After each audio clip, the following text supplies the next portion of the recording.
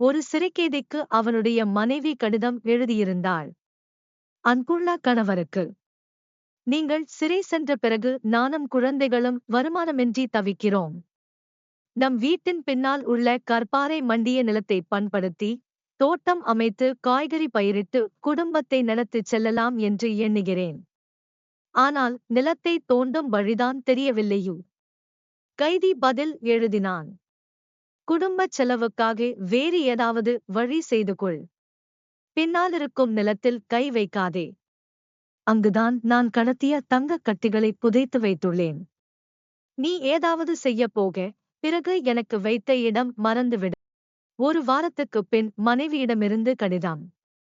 அன்புள்ள கணவருக்கு, யாரோ ஒரு கூட்டத்தினர் போக்லைன் இயந்திரத்துடன் வந்து நம் கொல்லைப்புறத்தை தோண்டி பாறைகளையெல்லாம் அகற்றினர். இப்போது நிலம் சீராகிவிட்டது. ஆனால் தங்கக் கட்டிகள் எதுவும் இல்லையே. கைதி திரும்பவும் மனைவிக்கு எழுதினான். அவர்கள் காவல்துறையினர். நான் உனக்கு எழுதிய கடிதத்தை படித்துவிட்டு தங்கம் தேடும் ஆவலில் தோண்டியிருப்பார்கள். ஆனால் உண்மையில் தங்கம் எதுவும் நான் புதைத்து வைக்கவில்லை. இப்போது நீ காய்கறித் தோட்டம் பயிரிடு. புத்திசாலி எங்கிருந்தாலும் தன் காரியத்தை சாதிப்பான்.